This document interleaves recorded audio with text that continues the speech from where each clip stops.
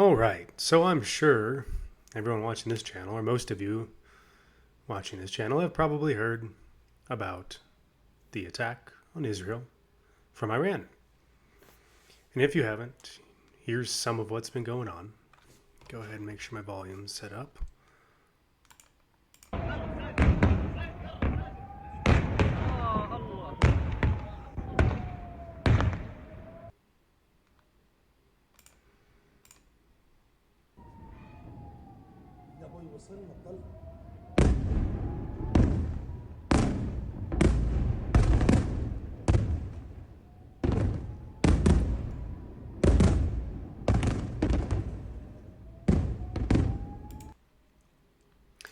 And of course, Israel's putting out that all of these 200 or so missiles, a large majority of which made contact with Israel, Israel saying very minimal damage, if any.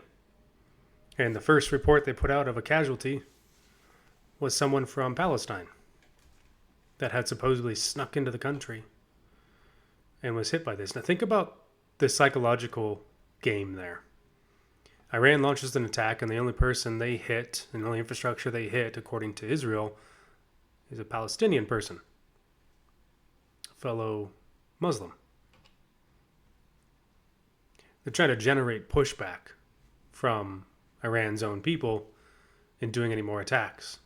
It's very obvious what the game that's going on here. I mean, there's just videos from all over Israel showing these rockets impacting, hypersonic missiles impacting all over the place. And yet, only one person injured. Think about the shrapnel coming off. This is the missiles taking off from Iran. This is some of the volley coming in.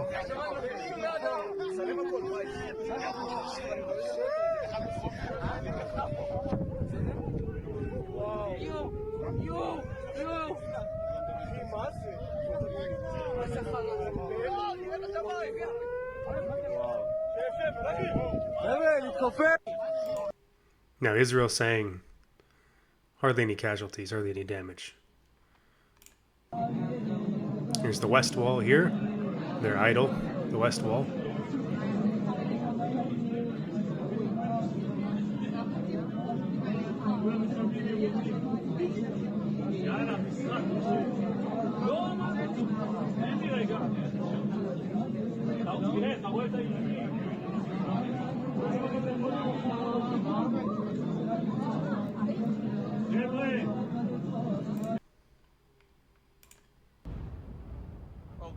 Okay, guys, we got to get off the roof. These are coming down right next to us here. Now remember, Israel's saying nothing of importance was really hit by all this. Another video of the missiles taking off from Iran.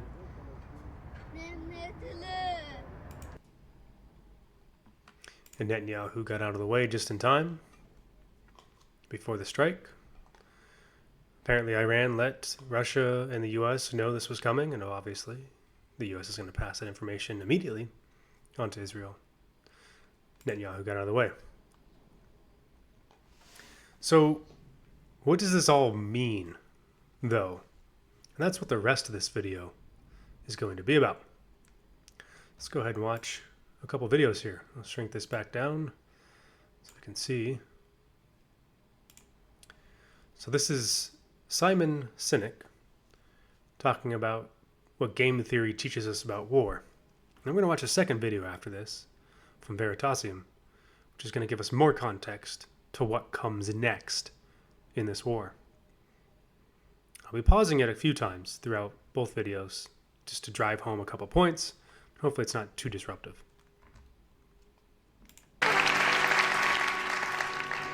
Thanks very much.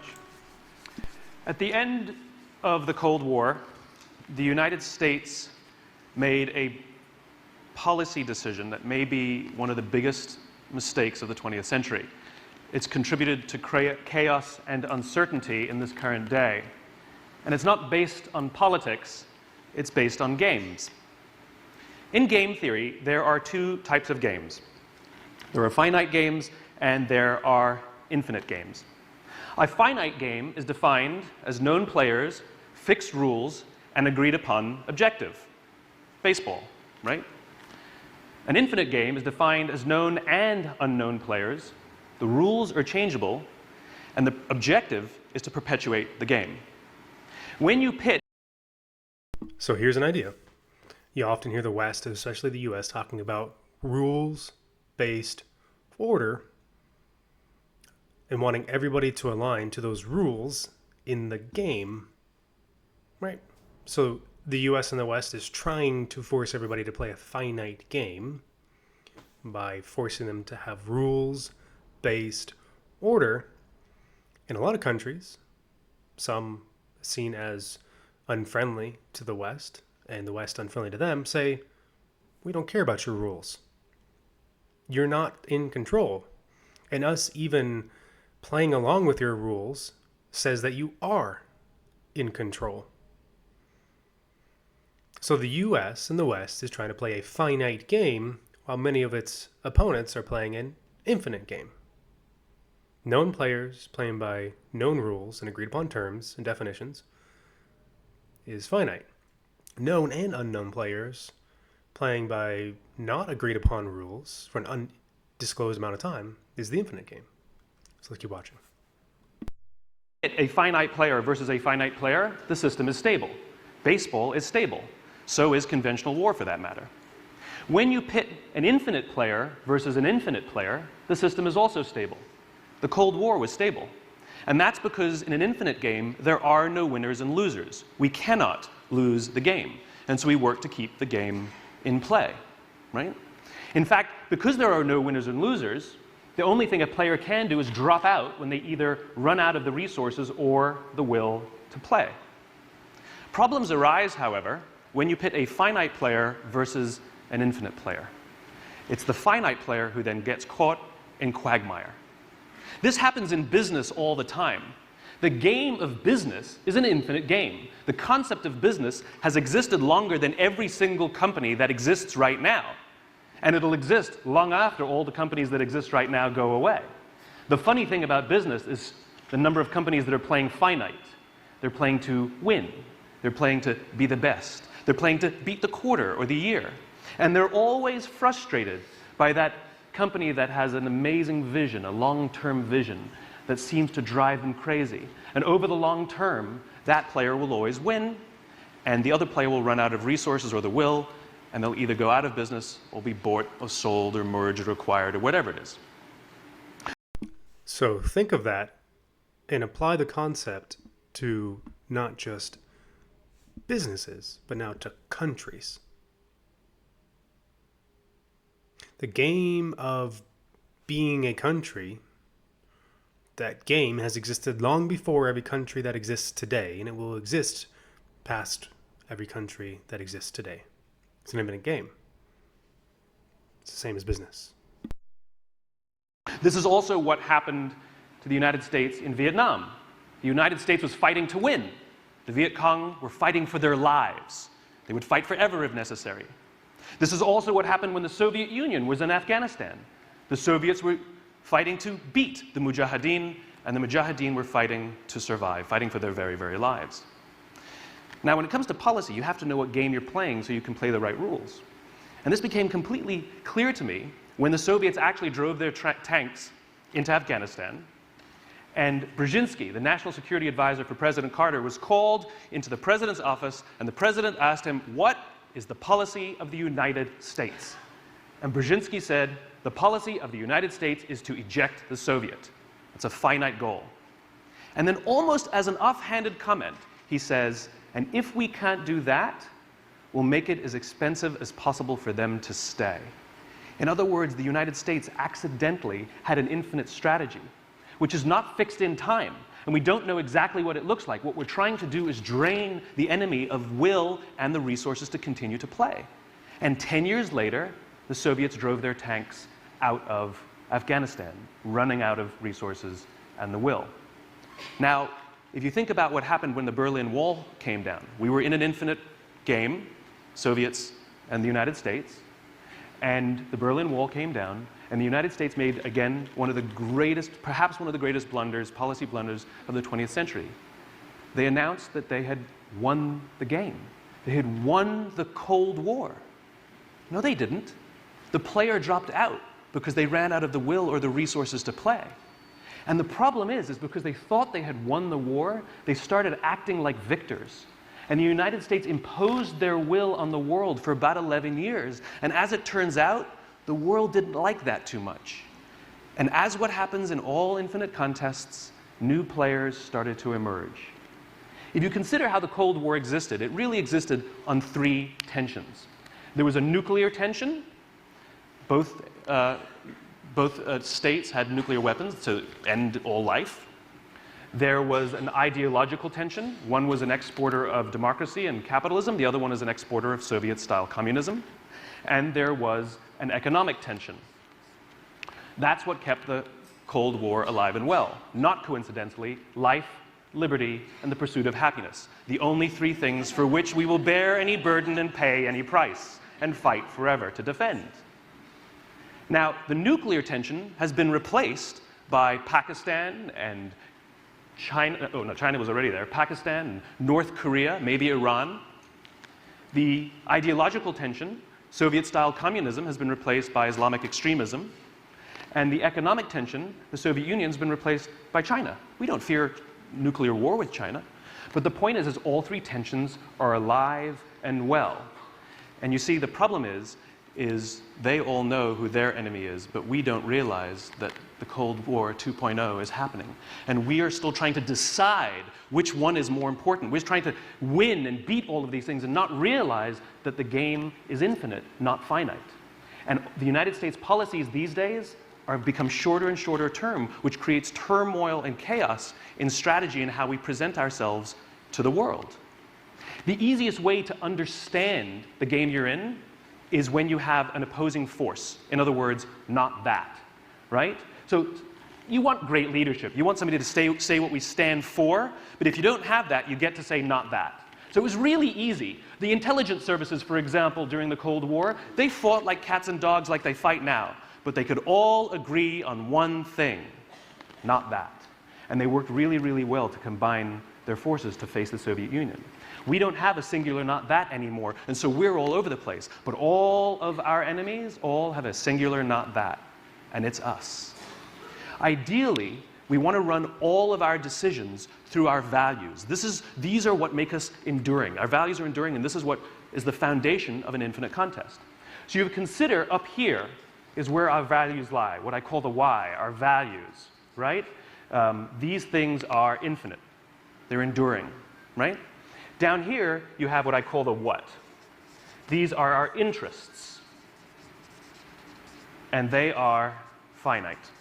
And ideally, what you want to do is you run all decisions through our values and then through our interests. Let me show you what that looks like. Sometimes they go in our favor and sometimes they don't. So for example, when we go onto a battlefield and we shoot a bad guy, we will take his injured body, we will bring him into our hospitals, and we will risk American lives to bring him into the hospitals, use American doctors, American beds, American medicines to nurse him back to health. That's not in our interests. But the reason we do it, because it's kind of who we are. It's kind of what we do. It's like, it's our thing, right? When we make a decision based solely on our interests, it looks like this, right? So should we torture people? Now, the reason we did it offshore is because everybody kind of knew that that wasn't our thing. Because if we had no problem with it, we'd just do it here. So we hid it away because we knew it was uncomfortable, because we know what our values are. So what's been happening in the world is we've been evaluating all of the things that have been going on by ignoring our values because we don't realize we're in an infinite contest and we only look at our interests. So we think about what should we do in Syria, and we make a very, very good decision based on Syria, our interest in Syria, and we make a decision. And what should we do in Crimea? And what should we do with regards to Putin? And what should we do with regards to Iraq and Afghanistan? And we're all over the place. And the problem is when you pull back and take a look, now nobody has any idea what we stand for. This is... And that's pretty important. I ask you, the listener of this right now, what is the defined values of the U.S., of the West? Is it life, liberty, and the pursuit of happiness anymore here in the US? Sure doesn't feel like it. I see a lot of selfish people behaving immorally and unethically towards each other and their neighbors, towards other countries. I see corruption throughout all institutions and organizations. And I see very short-term finite decisions being made all over the place. What is the values of the US anymore? And if the values have changed, has in the culture, has the entity itself therefore fundamentally changed? I mean, let's say we take you or me and my values 10 years ago. And let's say they were selfish, egotistical, very finite mindseted, very unthoughtful, very living in the moment, kind of you only live once kind of stuff. I was a very fundamentally different person. If you flip that around 180 degrees, I am very fundamentally a different person from those things. And so I often run into people from 10 years ago, 15 years ago, high school times, college times, military times. And everyone says you're just a completely different person. In a good way. And therefore, they're literally telling you you're a completely different person. Your behavior has changed. Your morals, your values, who you are, your why has changed. Therefore, you're a fundamentally different person entirely. And so you can extrapolate that thought and inject that into a country, into a company, into any organization, and the people that that organization is comprised of, right? So organizations are made up of individuals that make up the body of that organization. And so if an entire culture's values, morals, ethics, behaviors have changed, it's an entirely different entity, entirely different body. And this is what some of you watched my last couple videos, probably noticed I have a strong desire myself to leave the West. And why is that? It's a fundamentally different body. It is not the same body. And so let's finish off this video with those thoughts. This is confusing for our allies who no longer trust us because we're no longer predictable. And it's fantastic for our enemies because they can exploit it. Ideally, what we do is we run all decisions through our values first. And though it may not always go our way, just like I said, we make decisions all the time that aren't always in our interests, like bringing an injured bad guy and putting him in our hospitals. Not in our interests. But what that does is it makes us predictable. And it makes our allies trust us because they know what we stand for, and they will either stand with us or they'll stand against us. And together, we will go through the infinite contest for as long as it takes. This is what we're in right now.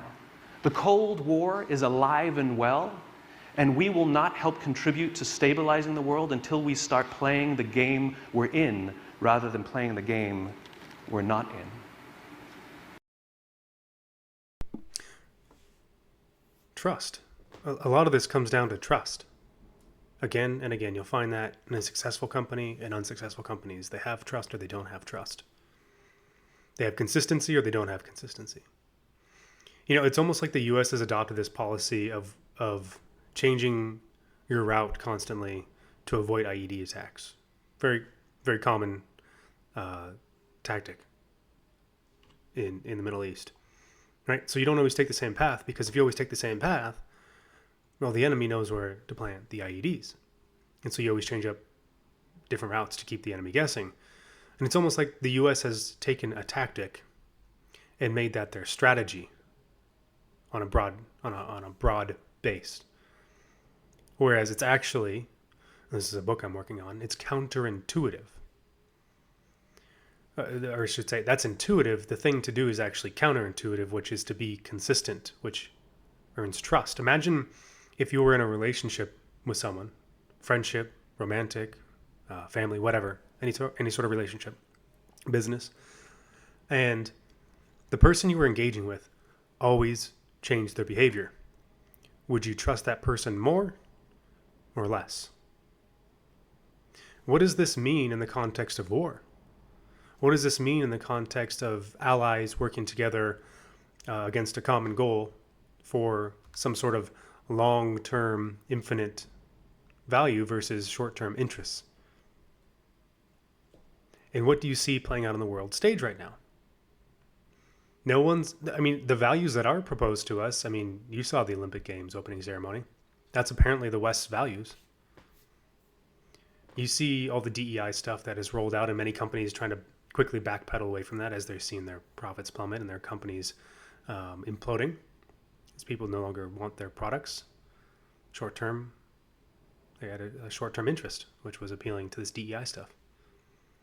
You see people no longer wanting to apply or work at companies that push the DEI stuff. So now their retention and recruitment is plummeting, and the cost of labor is skyrocketing for those companies. This theory can be expanded into any organization. So this next video, a bit longer, about 27 minutes long. I'm not sure we'll watch the whole thing, but we'll go ahead and start. And if you want to stick around, a lot of good information in here. Game theory. Problems of this sort pop up everywhere, from nations locked in conflict to roommates doing the dishes. Even game shows have been based around this concept. Figuring out the best strategy can mean the difference between life and death, war and peace, flourishing and the destruction of the planet. And in the mechanics of this game, we may find the very source of one of the most unexpected phenomena in nature: cooperation. On the 3rd of September 1949, an American weather monitoring plane collected air samples over Japan. In those samples, they found traces of radioactive material. The Navy quickly collected and tested rainwater samples from their ships and bases all over the world. They also detected small amounts of cerium-141 and yttrium-91. But these isotopes have half-lives of 1 or 2 months, so they must have been produced recently. And the only place they could have come from was a nuclear explosion. But the US hadn't performed any tests that year, so the only possible conclusion was that the Soviet Union had figured out how to make a nuclear bomb. And for those of you that know, it's not so much that the Soviet Union figured out how to make the bomb as much as the people who worked on the Manhattan Project gave the Soviet Union the information because they knew that only one nation having the bomb would create a polarized, a unipolar world and a massive dictatorship. And so in order to balance the power and to restrain the United States from using it more than it maybe would have, they had to create an adversary. And this whole idea of mutually assured destruction, I mean that if you use one, we use one. It's game theory, right? You're creating an opponent so that there's not just a single player in the game that dictates all of the rules and how everything will go, which is, you could argue, much of what the West, the United States, and NATO and the UN are trying to do is to create that polarized, unipolar world. This was the news the Americans had been dreading. Their military supremacy, achieved through the Manhattan Project, was quickly fading. This makes the problem of Western Europe and the United States far more serious than it was before, and perhaps makes the imminence of war greater.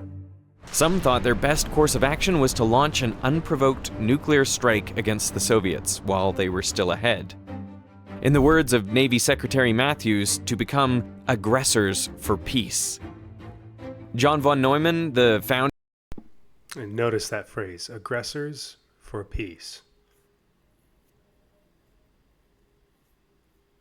Does that sound familiar to what's going on in the world? 56 coups led by the United States. Bringing countries from the old Soviet Union into NATO, butting up right against Russia's border. Launching attacks in the Middle East, even though we know the origins of the people who led the events of 9/11 were not from Iraq. They're not from Afghanistan. aggressors for peace. We have to act early, we have to act now before these people destroy peace. You see? You're creating this infinite game of the goal of peace. In order to get there, you have to constantly remain aggressive. It doesn't make any logical sense.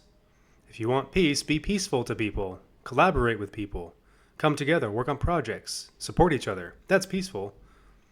Going and punching someone in the face and saying, let's have peace, is not peace. Founder of game theory said, "If you say, why not bomb them tomorrow, I say, why not bomb them today? If you say today at 5 o'clock, I say, why not at 1 o'clock? Something needed to be done about nuclear weapons, and fast. But what? In 1950, the RAND Corporation, a US-based think tank, was studying this question. And as part of this research, they turned to game theory. That same year, two mathematicians at RAND had invented a new game, one which, unbeknownst to them at the time, closely resembled the US-Soviet conflict. This game is now known as the prisoner's dilemma. So let's play a game. A banker with a chest full of gold coins invites you and another player to play against each other. You each get two choices. You can cooperate or you can defect. If you both cooperate, you each get 3 coins. If one of you cooperates but the other defects, then the one who defected gets 5 coins and the other gets nothing. And if you both defect, then you each get a coin. The goal of the game is simple, to get as many coins as you can. So, what would you do? Suppose your opponent cooperates, then you could also cooperate and get 3 coins. Or you could defect and get 5 coins instead. So you are better off defecting. But what if your opponent defects instead? Well, you could cooperate and get no coins, or you could defect and at least get 1 coin. So no matter what your opponent does, your best option is always to defect. Now, if your opponent is also rational, they will reach the same conclusion and therefore also defect. As a result, when you both act rationally, you both end up in the suboptimal situation, getting 1 coin each, when you could have gotten 3 instead. In the case of the US and Soviet Union, this led both countries to develop huge nuclear arsenals of tens of thousands of nuclear weapons each, more than enough to destroy each other many times over. But since both countries had nukes, neither could use them. And both countries spent around $10 trillion developing these weapons. Both would have been better off if they had cooperated and agreed not to develop this technology further. But since they both acted in their own best interest, they ended up in a situation where everyone was worse off. The prisoner's dilemma is one of the most famous games in game theory. Thousands and thousands of papers have been published on versions of this game. In part, that's because it pops up everywhere. Impalas, living in between African woodlands and savannas, are prone to catching ticks, which can lead to infectious diseases, paralysis, even death. So it's important for impalas to remove ticks, and they do this by grooming. But they can't reach all the spots on their bodies, and therefore they need another impala to groom them. Now, grooming someone else comes at a cost. It costs saliva, electrolytes, time, and attention, all vital resources under the hot African sun, where a predator could strike at any moment. So for the other impala, it would be best not to pay this cost. But then again, it too will need help grooming. So all impalas face a choice. Should they groom each other or not? In other words, should they cooperate or defect? Well, if they only interact once, then the rational solution is always to defect. That other impala is never going to help you, so why bother? But the thing about a lot of problems is that they're not a single prisoner's dilemma. Impalas see each other day after day, and the same situation keeps happening over and over again. So that changes the problem. Because instead of playing the prisoner's dilemma just once, you're now playing it many, many times. And if I defect now, then my opponent will know that I defected, and they can use that against me in the future. So, what is the best strategy in this repeated game? That is what Robert Axelrod, a political scientist, wanted to find out. So in 1980, he decided to hold a computer tournament. He invited some of the world's leading game theorists from many different subjects to submit computer programs that would play each other. Axelrod called these programs strategies. Each strategy would face off against every other strategy and against a copy of itself. And each matchup would go for 200 rounds. That's important, and we'll come back to it. Now, Axelrod used points instead of coins, but the payoffs were the same. The goal of the tournament was to win as many points as possible. And in the end, the whole tournament was repeated 5 times over to ensure the success was robust and not just a fluke. Axelrod gave an example of a simple strategy. It would start each game by cooperating and only defect after its opponent had defected twice in a row. In total, Axelrod received 14 strategies, and he added a 15th called random, which just randomly cooperates or defects 50% of the time. All strategies were loaded onto a single computer where they faced off against each other. One of the strategies was called Friedman. It starts off by cooperating, but if its opponent defects just once, it will keep defecting for the remainder of the game. Another strategy was called Joss. It also starts by cooperating, but then it just copies what the other player did on the last move. Then around 10% of the time, Joss gets sneaky and defects. There was also a rather elaborate strategy called Grasscamp. This strategy works the same as Joss, but instead of defecting probabilistically, Grasscamp defects in the 50th round, to try and probe the strategy of its opponent and see if it can take advantage of any weaknesses. The most elaborate strategy was Name Withheld, with 77 lines of code. After all the games were played, the results were tallied up and the leaderboard established. The crazy thing was that the simplest program ended up winning, a program that came to be called Tit for Tat. Tit for Tat starts by cooperating, and then it copies exactly what its opponent did in the last move. So it would follow cooperation with cooperation and defection with defection. But only once. If its opponent goes back to cooperating, so does Tit for Tat. When Tit for Tat played against Friedman, both started by cooperating, and they kept cooperating, both ending up with perfect scores for complete cooperation. When Tit for Tat played against Joss, they too started by cooperating, but then on the 6th move, Joss defected. This sparked a series of back and forth defections, a sort of echo effect. Okay, so now you've got this alternating thing, which will remind you of some of the politics of the world today, where we have to do something to you because of what you did to us. And then when this weird program throws in a second unprovoked defection, now it's really bad, because now both programs are going to defect on each other for the rest of the game. And that's also like some of the things that we're seeing in politics today and in international relations.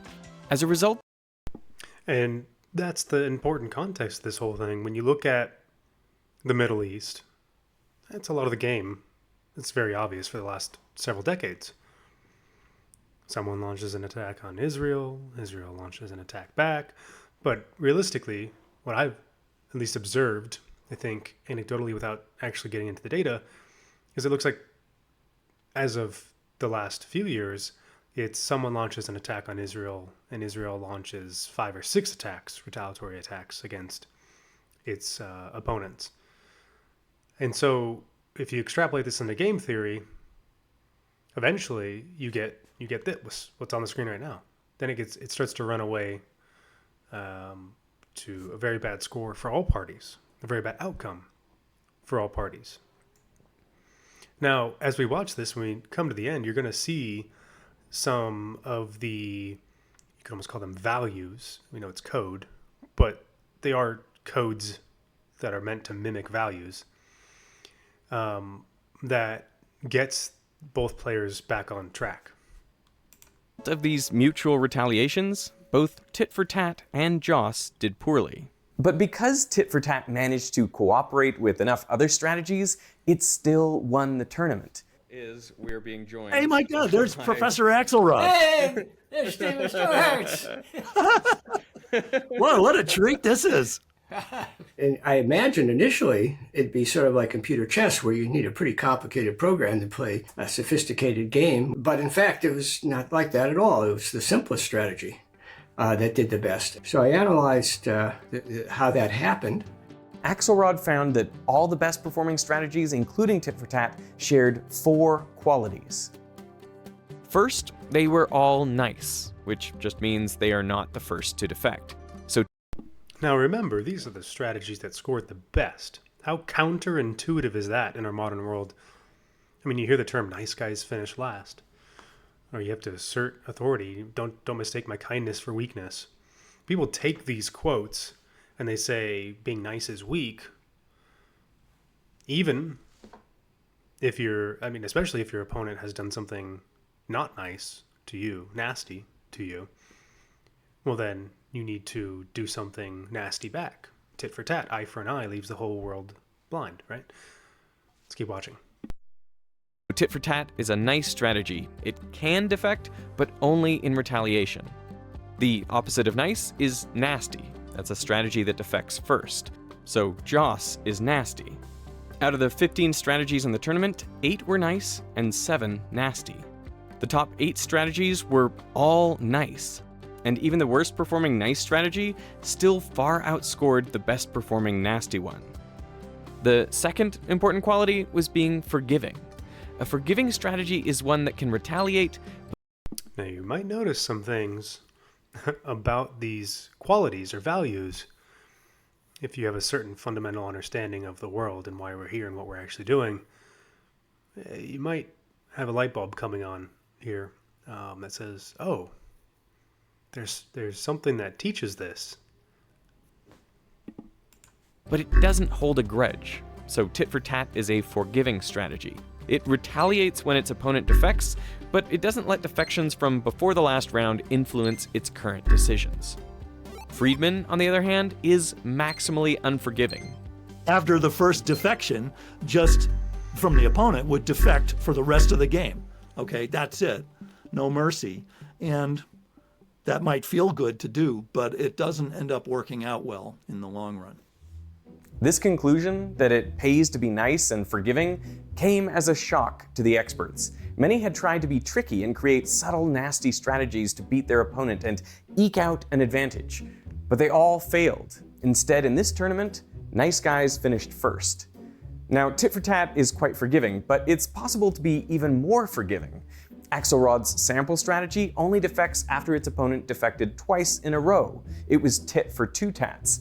Now, that might sound overly generous, but when Axelrod ran the numbers, he found that if anyone had submitted the sample strategy, they would have won the tournament. I mean, it's so clever. There's so many layers to this story. After Axelrod published his analysis of what happened, or circulated it among these game theorists, he said, now that we all know what worked well, let's try again.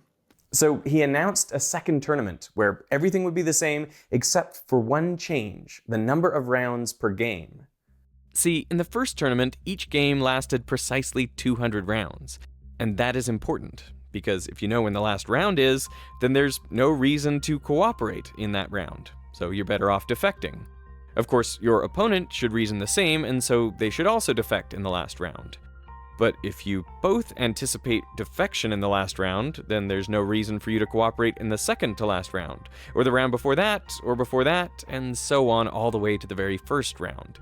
And so in Axelrod's tournament, it was a very important thing that the players didn't know exactly how long they were going to be playing. They knew on average it would be 200 rounds. Changing it from a finite game to an infinite game. Known players and unknown players. No set rules and no set timeline as far as rounds. It changed it from a finite game to an infinite game, and look what happened to the results. But there was a random number generator that prevented them from knowing with certainty.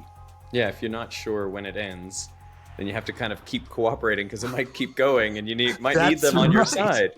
Yeah. For this second tournament, Axelrod received 62 entries, and again, Here's another thought that just ran across my mind. Let's say you know this fourth turning happens, these 80-year cycles, and you can see all the markers that there's about to be a new world order that comes about and a change in the old way the old leaders of the country are pioneering, are going to pioneer in the next stage. You have no reason not to defect. If you know you're about to lose power, well, then you might as well do something that you think is going to help you maybe have a chance at retaining power. If you take that thought, thinking that some of these countries might think they're about to drop out of the game, or the game's about to end for them, why would they not do some stuff that at least gives them a fighting chance that in the next tournament, the next game, they can still be a player or have a chance at, quote unquote, winning the game? They're trying to apply a finite mindset into an infinite game, and that's when you get a lot of chaos. Added random. The contestants had gotten the results and analysis from the first tournament and could use this information to their advantage. This created two camps. Some thought that clearly being nice and forgiving were winning qualities, so they submitted nice and forgiving strategies. One even submitted tit for two tats. The second camp anticipated that others would be nice and extra forgiving, and therefore they submitted nasty strategies to try to take advantage of those that were extra forgiving. One such strategy was called Tester. It would defect on the first move to see how its opponent reacted. If it retaliated, Tester would apologize and play tit for tat for the remainder of the game. If it didn't retaliate, Tester would defect every other move after that. But again, being nasty didn't pay. And once again, tit for tat was the most effective. Nice strategies again did much better. In the top 15, only one was not nice. Similarly, in the bottom 15, only one was not nasty. After the second tournament, Axelrod identified the other qualities that distinguished the better performing strategies. The third is being retaliatory, which means if your opponent defects, strike back immediately. Don't be a pushover. Always cooperate is a total pushover, and so it's very easy to take advantage of. Tit for tat, on the other hand, is very hard to take advantage of. The last quality that Axelrod identified is being clear. Programs that were too opaque, that were too similar to a random program, you couldn't figure them out because they were so complicated. It was very hard to establish any pattern of trust with a program like that. What did we hear in the first video about randomness and not being able to establish trust with your allies or with each other, with opponents? What did Simon Sinek cover in that last portion of his video? Running everything through a set of values, known values, and doing things that may not be in your interest but speak to your values and your why that is consistent generates trust. Do U.S. citizens trust their government right now? Do Western citizens trust much of their governments right now? No. Largely no. And why? Because there's no pattern of stability to build trust on. It's randomness. It's short-term interest, finite things. Randomness breaks trust. Inconsistency breaks trust. Because you couldn't figure out what it was doing. Not you. I mean, the other programs it was playing couldn't figure them out. And so they would end up more or less defaulting to thinking every turn is like the last time I'm going to see you, so I might as well defect. What to me is mind-blowing about this is that these four principles, being nice, forgiving, provocable, and clear, is a lot like the morality that has evolved around the world that is often summarized as an eye for an eye. Now, if you search that term eye for an eye, and you go look at the Bible, you'll see some stuff about eye for an eye. And he's about to mention Christianity and turning the other cheek, and turning the other cheek is not the only thing that Christianity talks about. But it says revenge is the Lord's, and he will give revenge. Right. So we'll go ahead and watch that, and I'll have a bit more commentary. It's not Christianity, by the way. It's not turn the other cheek philosophy.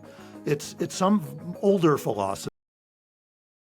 It's some older philosophy. Well, of course, Christianity didn't come around until Christ came.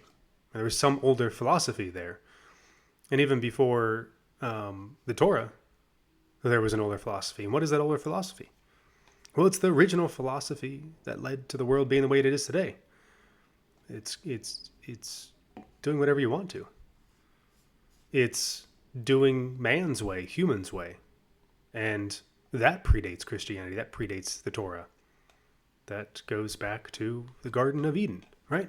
And so, yeah, he's correct. It is some older philosophy.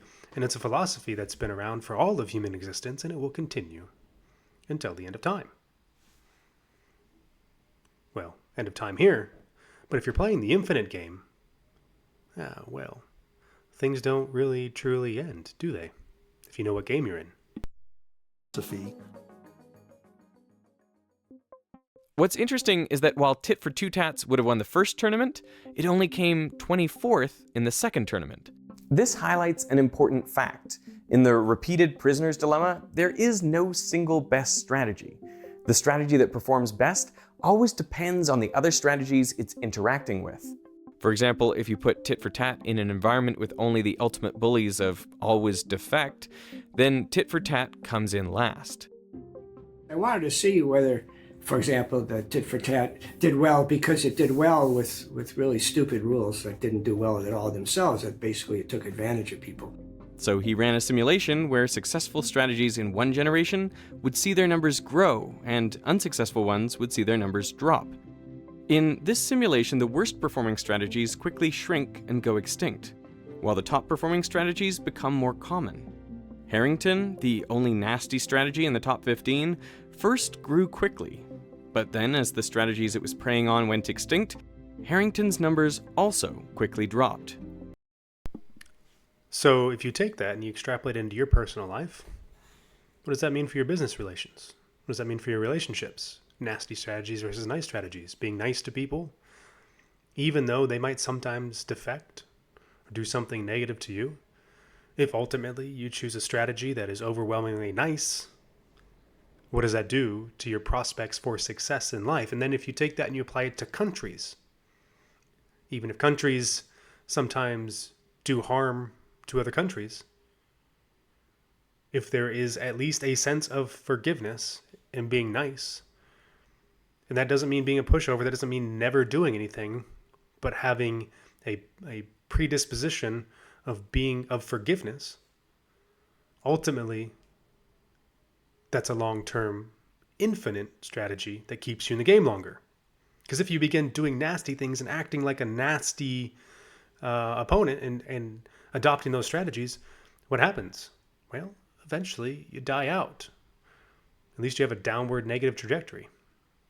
Even if it works for longer than the rest of the nasty strategies, eventually you're brought down. This shows a main benefit of this simulation because it tests how well a strategy does with other successful strategies. After 1,000 generations, the proportions are mostly stable, and only nice strategies survive. Again, Tit for Tat comes out on top, representing 14.5% of the total population. Now, this process may sound similar to evolution, but there is a subtle difference, which is that in this case there are no mutations, so it's actually an ecological simulation. But what if the world you started in was different?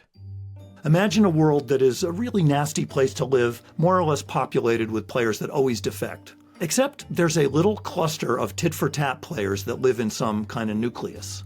And they get to play with each other a lot because they're geographically sequestered. They will start building up a lot of points, and also, because that translates into offspring, they'll start to take over the population. So, in fact, Axelrod showed that a little island of cooperation can emerge and spread, and eventually will take over the world.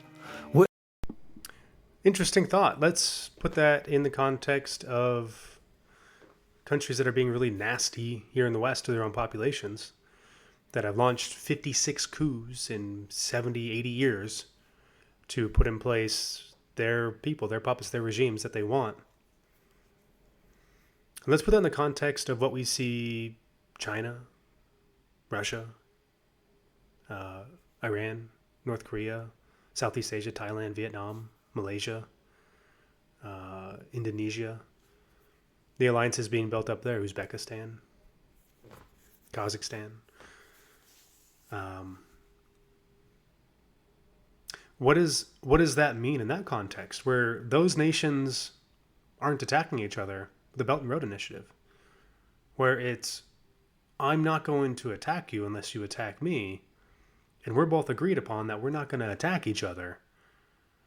Apply that to the scenario that was just covered here before I paused the video. Versus the West, who is defecting against its opponents frequently, trying to subvert it frequently, trying to subvert each other frequently, trying to subvert the citizens frequently, trying to subvert the other internal potential competing political parties continuously. What does that picture look like in this context? The West is eating itself alive while these other partnerships are forming and working together for success. And eventually, those partnerships take over the world because they're nice to each other, because they're forgiving to each other, because they're not attacking and defecting on each other. So, where do you think this goes in the next 5 years? Where do you think this goes in the next 10 years? And remember the name of my channel, Exponential Awareness, because things happen exponentially. People often think things happen linearly. That's not how the world works. So one of the famous quotes, how did you go bankrupt? That's slowly at first and then all at once. That's exponential. Einstein's eighth one of the world, compounding interest. Right? Loosely quoted, he who understands it reaps benefits, and he who doesn't pays it. It is all over the place around you if you know what you're looking at. Look at the wokeness that has happened in the past 10 years versus the previous 10 years. From 2000 to 2010, wokeness was a lot more subtle and very small, not broad. And from 2010 to 2020 grew rapidly, and from 2020 to 2024, now almost 2025, just an exponential massive explosion of wokeness until the cycle starts over again. And a small pocket operating within that wokeness decides not to defect and not to attack each other like the wokeness does, not to do cancel culture to each other, to be nice to each other, to be forgiving, to try to collaborate and work together, cooperate. And eventually, they start propagating and having a lot more successful outcome on generations versus the players who are being nasty to each other and to their opponent and everyone else. And so, in my previous video, I made the proposition that this is probably going to take 20, 30 years, a generation, or maybe a generation and a half, until things reset. And then I also posed the question, where do you want to be as this all happens? Do you want to be in the countries that are being nasty to each other and the citizens and the population that are being largely nasty to each other, and be in the small group that starts but is constantly being attacked and bombarded by everyone? Or do you want to go where the group has already developed a lot larger coalition of cooperation, where it is already later in that exponential curve phase of things? That's what you have to decide. Because the one nice player being surrounded by nasty players, you saw what happens to that. So go introduce yourself into an environment where there's a coalition of nice players playing together, and what happens in that scenario? Well, it pushes back against all the nasty players. Nasty versus nice, what's the underlying values of those cultures, of those companies? This is the key that unlocked so much in my life as far as leading businesses successfully, as far as successful relationships with people in my life, in order to develop successful strategies. It's this counterintuitive thinking. Let's keep watching. Which is fantastic. How can cooperation emerge in a population of players who are self-interested, who are not trying to be good because they're good-hearted? You don't have to be altruistic. You could be looking out for number one for yourself and your own interests, and yet cooperation can still emerge. Some argue that this could explain how we went from a world full of completely selfish organisms,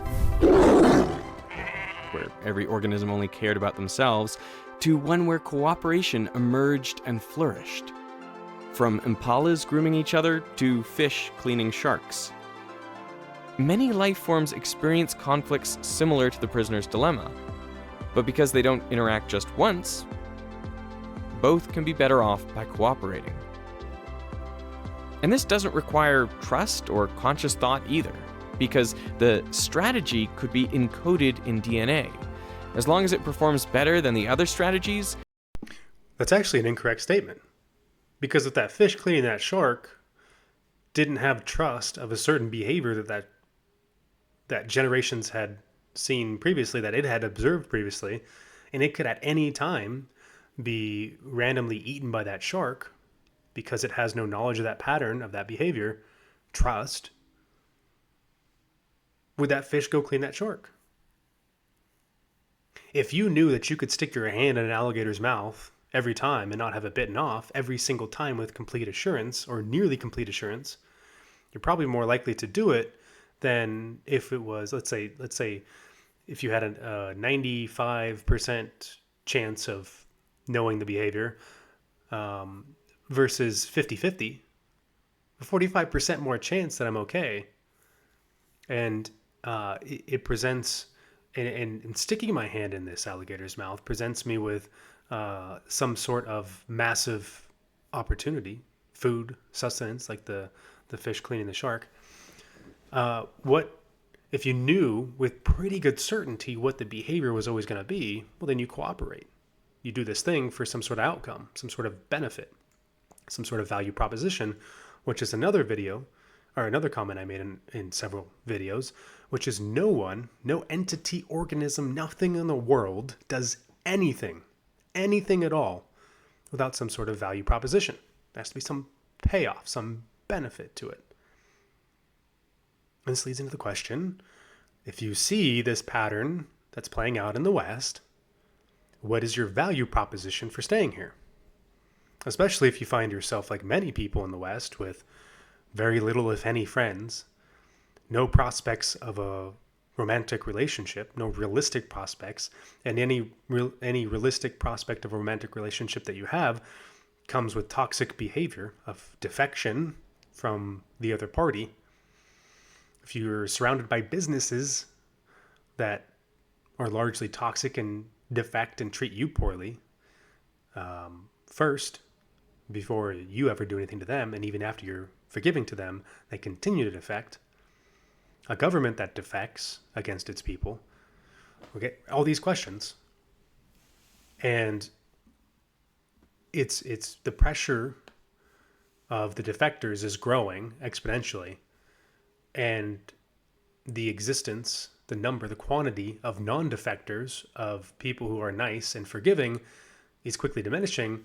Why do you stay in that environment versus going somewhere else where there's a lot more cooperation, where there's a lot more nice and forgiveness, and you're only provocable if you are provocable, but you're willing to forgive and give up that provocation in order to be nice and collaborate with each other, wipe the slate clean. Right. So you extrapolate those principles, those qualities. Why would you stay in an environment that is condensing and suppressing all of the strategies you know is successful and heading towards unsuccessful strategies? And the longer, just like game theory, the longer you stay in that game with the nasty player, the more likely you are with a nice strategy to lose. Because the nasty player is getting 5 points every time they're nasty to you. You as a nice player, you only get 1 point. And so go to an environment where you can collaborate with each other, and you each get 3 points. And not only that, you stay in the infinite game with each other because you're both willing to be nice and forgiving and collaborate with each other. You see, this has such massive ramifications if you want to understand this. It can take over a population.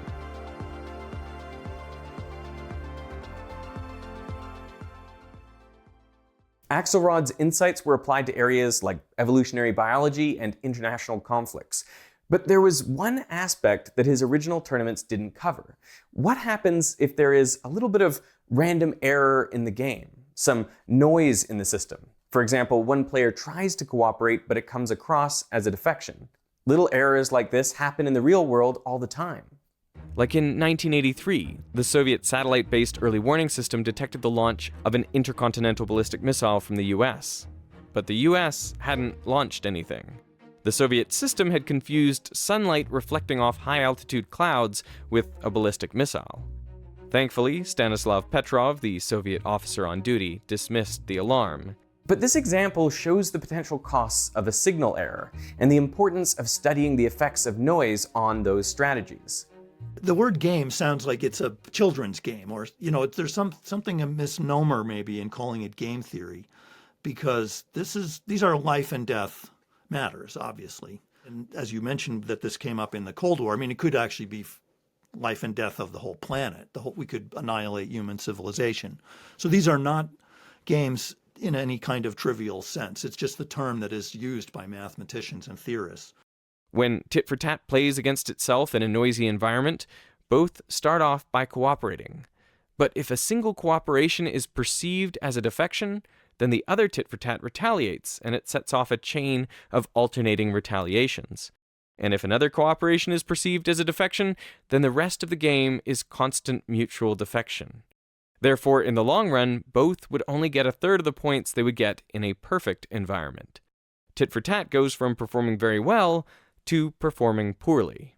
So how do you solve this?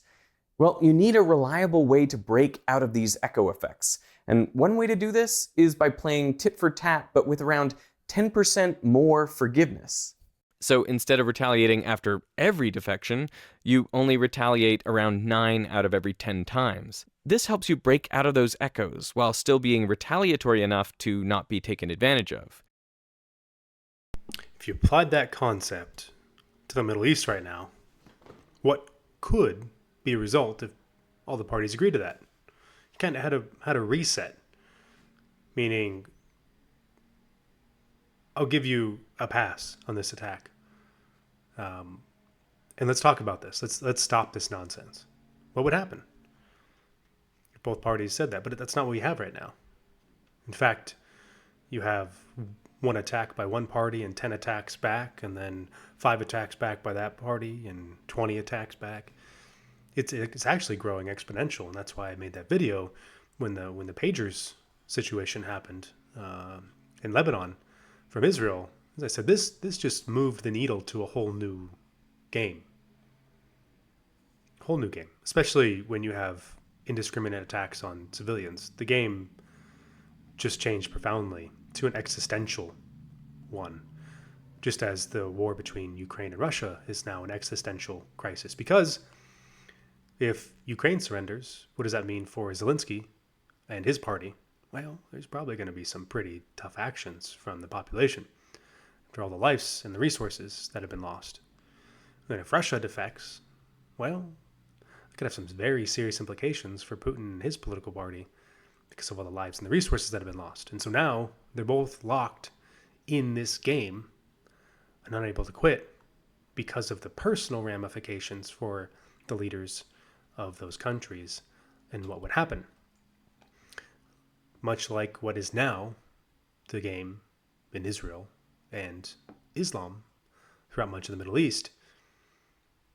If Israel thinks that if it shows any sign of weakness or forgiving, that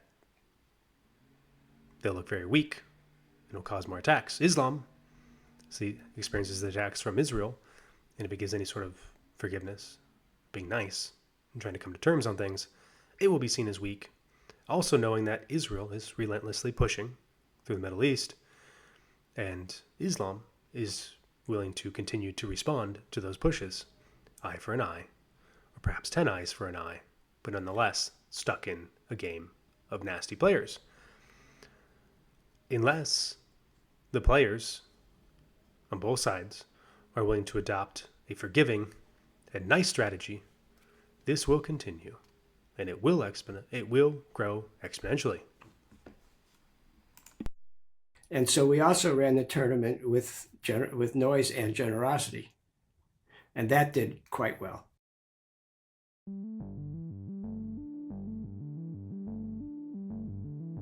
My favorite example is tit for tat does really well, but it could never do better than the player it's playing with.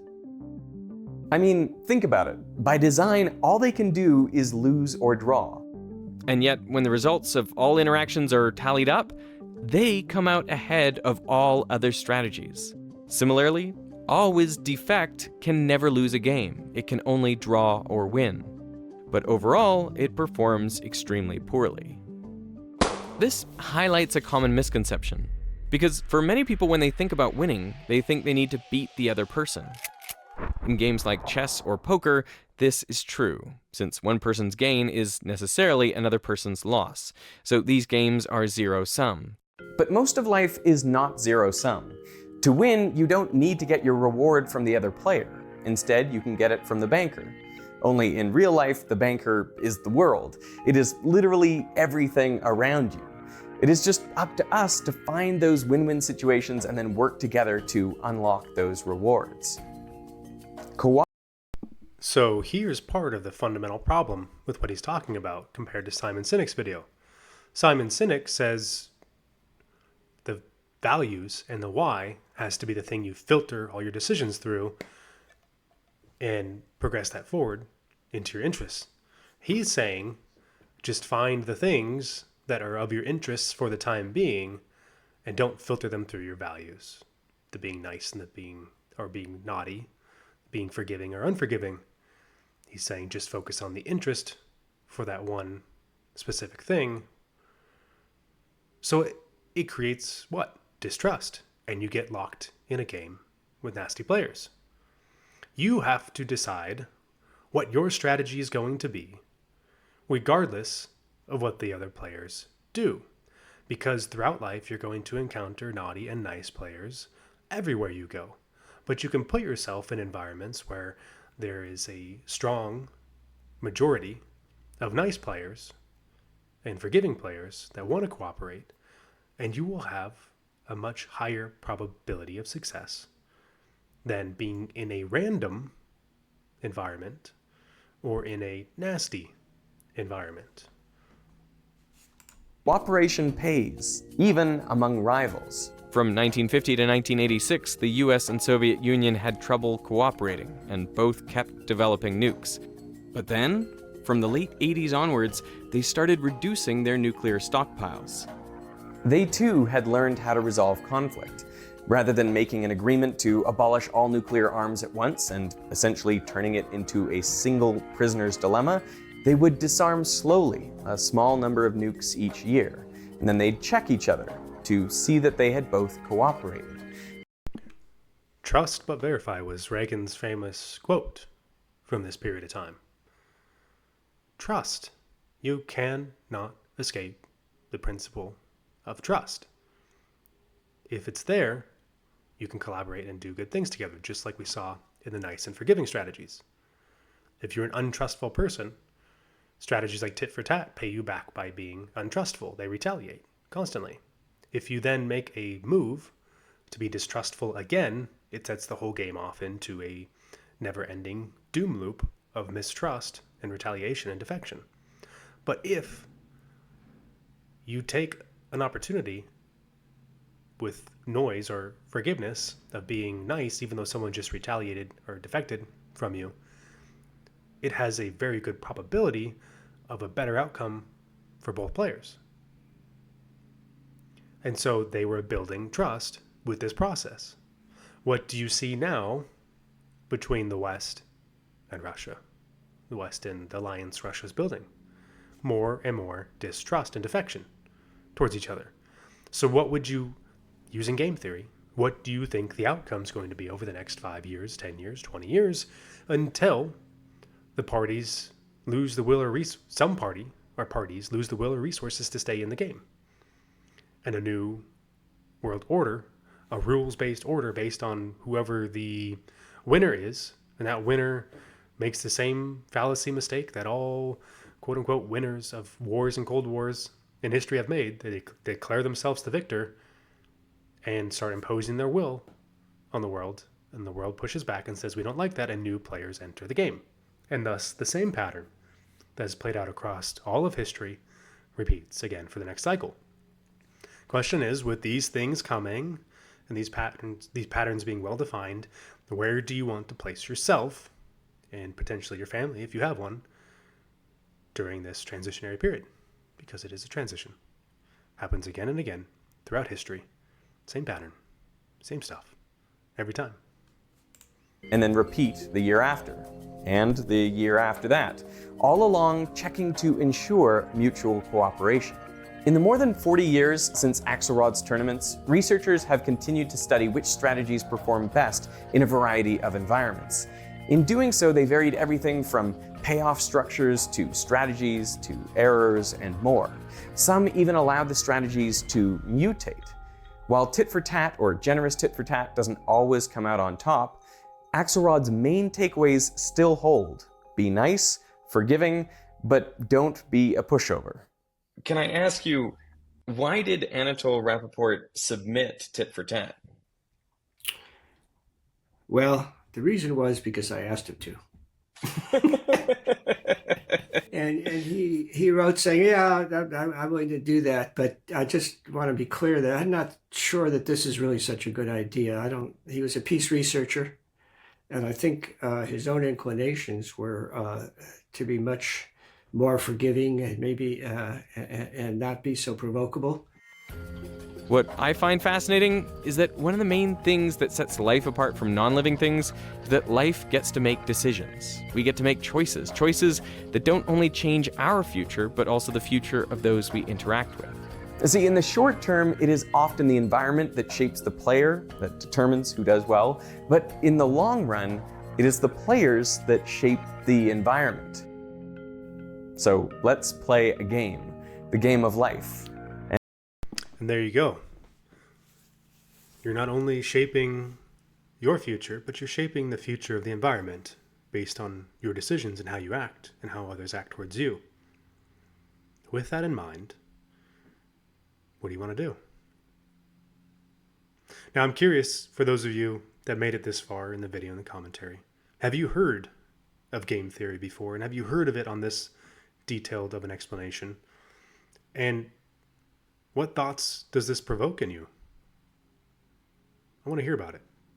I don't get a lot of comments on my videos. I don't have a lot of subscribers. I have far more views than subscribers and likes and comments. And I'd like to get some more of that because I want to see what's really out there in the minds of people. I'm genuinely curious. Until next time, that's all I have. Stay exponentially aware.